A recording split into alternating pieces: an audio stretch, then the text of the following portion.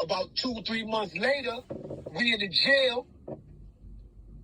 This same nigga, he knocked another blood out. Now I'm there. You heard? Yeah.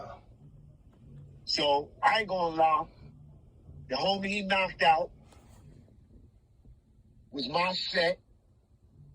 Just so happened that me and the nigga was feeling each other. We just clicked up together. You know, we was eating together, doing shit together and all that. Out of nowhere, he knocked the nigga out. He knocked the nigga out. He knocked my homie out on his birthday, you heard? Damn. Word. He knocked my homie out on his birthday.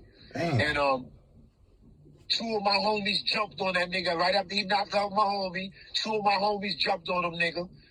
My homies from BK. One homie from Staten Island, another nigga from BK. They jumped on the nigga, beat the nigga up real quick. Police seen something, but they didn't see everything. So they got away with it. But they see him, and they see my homie that he knocked out, because my homie was just getting up off the floor, you heard?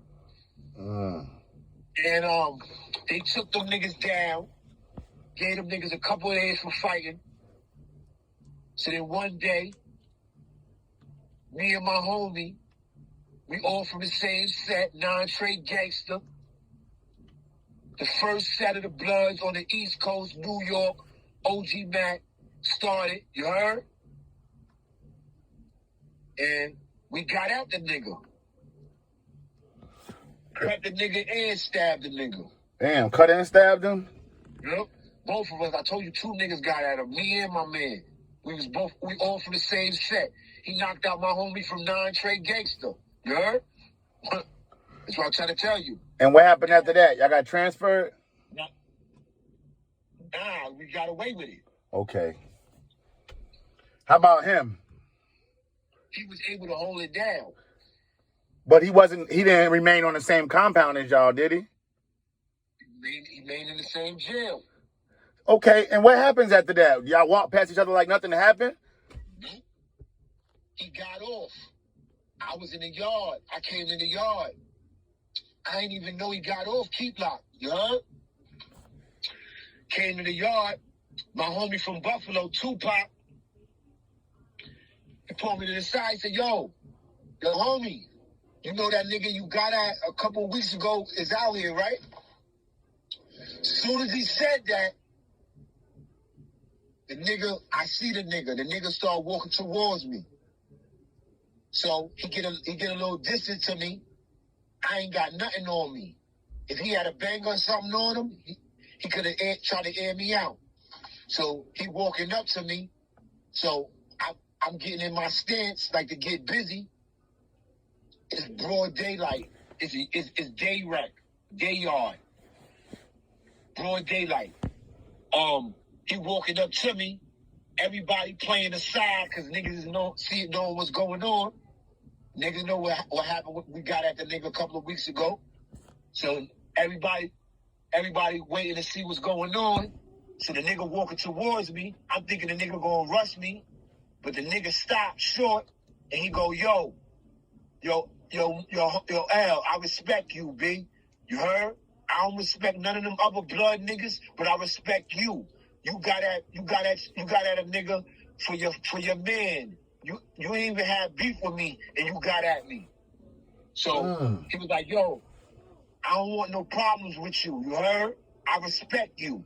You heard? Damn. You know what I'm saying? He said, can this shit be dead? So now you know me, I'm thinking the nigga rocking me, you heard? Right. So I'm like, but I heard every word he said. And it seems sincere. And this is a gangster. This ain't no sucker. This is a gangster. This nigga got a dead arm. He been in jail 10 years before me. He been putting it in. He got a name. You heard? Right. You know what I'm saying? His name is bigger than mine. You heard? He ain't had no problem getting at me. This nigga told me he respect me. Out of all these blood niggas, I swear to my mother. You heard? He said, can this shit be dead? He don't want no problems with me. I got at him for my man. He respect me for that. That's some G shit. I told the nigga, ain't nothing dead until I talk to my man that he knocked out. You heard? Yeah.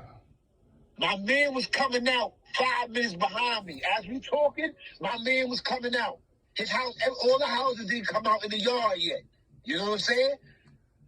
You know what I'm saying? So then my man came out. So now I stopped talking to him and I went to my blood homies. So now my blood homies, I had one of my blood homies, he put in a lot of work. My son John Woo. He got a name John Woo from the director of all them crazy flicks. You remember the director John Woo? Yeah. Yes, sir. Yes, sir. That was his nickname in jail. Okay. You heard? So you know he made, if his nickname was John Woo, you know he made nothing but movies. You heard? Right. That's right. That's right. Now son John Woo, I went to my son John Woo. My son John Woo was like, "Yo, L, what's up? What that nigga was talking about?" Because nobody was in the conversation. It was just me and him in the conversation. You heard? So he said, so my son John Woo was like, "Yo, what that nigga was talking about, L?" So I was like, "Yo," that nigga was like, "Yo, he respect me. He don't respect the blood niggas. He respect me though. He respect that I went out for his man. He don't want no problems with me. He want to know if it could be dead." So I was like, I told the nigga. So my man John was like, "What you told the nigga?" So I was like, "Yo, I told the nigga that ain't nothing dead until I talked to JB. Because JB was the nigga that, my blood homie that he knocked out. You heard? So I said, "Yo, ain't nothing dead till I talked to my son JB. You know what I'm saying? So, so the nigga, I ain't gonna front, my man John Woo got mad. He was like, yo, L, you crazy? You going for that, B? You going for that?" So I was like, "Nah, I ain't going for that, nigga." So then I got mad and I screamed, cause that's what you, like, cause a lot of niggas was scared of this kid, you heard? Okay. A lot of people were scared of this kid. 95% of the bloods that was in the jail with me was scared of this kid, you heard? Yeah. So when my homie John Woo told me that, he was like, "Yo," he's like, I seen that he got kind of mad at me. Like it looked like he lost faith in me. You heard? Right. He's like, "Yo, L, man, yo, you going for that, man?" And I was like, I said, I got mad, and I said, yo, Woo, man. I said, "Yo, Woo, I'm not scared of the nigga, B. Niggas is scared of this nigga, B. I ain't scared of this nigga, B. You heard? If this nigga want to talk about he don't got no problems with me and he want to see if it's dead, I'm gonna talk to JB. And if JB want to do something, if JB don't want to do nothing, then it's dead. But if JB want to do something, then it's on. You heard? But I'm gonna talk to JB about it." So my man Woo was like, "Oh man, yo, L, yo, you bugging with this shit, man. Yo, don't go for that shit, L. Yo, man, we gotta get rid of this nigga, B. We gotta get rid of this nigga." So I was like, "Yo, B, JB is about to come out. I'm gonna tell JB." So now it's bad homies. We all homies. There's bad homies in the round. So the homies is like, "Oh man, yo, if JB come out and JB don't want to get at that nigga, we gonna eat JB." I said, "No, you not, nigga. Y'all niggas ain't gonna do shit to JB. You heard? Know what I'm saying?" Yeah. I'm gonna give JB the option.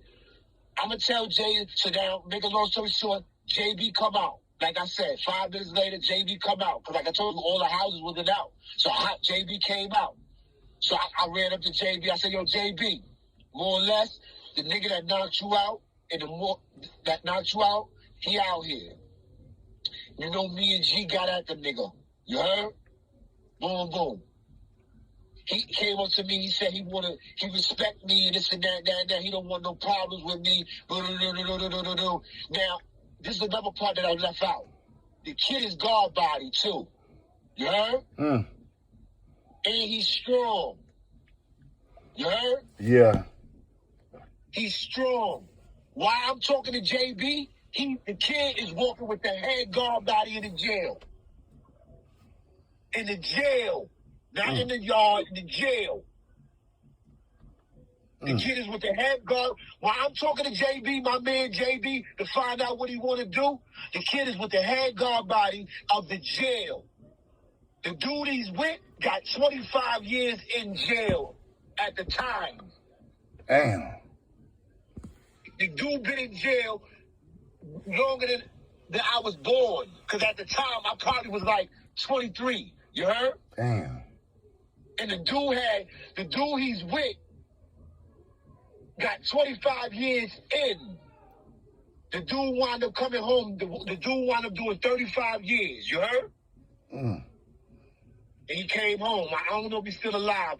His name is Ball. That's the dude that he was with. The head guard body dude. You heard? But the dude that I got at was guard body. And he had a name. And he from Brooklyn. And he had a name before he was guard body. You heard? Because he got a dead arm. Can you share his name? Are you able to say his name? No, I don't want to put his name out there, you know. Okay. You heard? Yeah. Because I heard he's still around, and like I said, and like I just told you, I got at the nigga, and he gave me an honorable discharge. That's right. As far as we're not having beef. You heard? Right. Yep. Because I'm pretty sure when he ran down on me and saying that, he had a weapon on him. I didn't have a weapon on me, bro. I'm keeping it real, bro. I keep it real. You heard? Yeah. I'm not gonna be up here front and talking about I had a weapon and the other nigga had a weapon and it wasn't like that. No, nigga.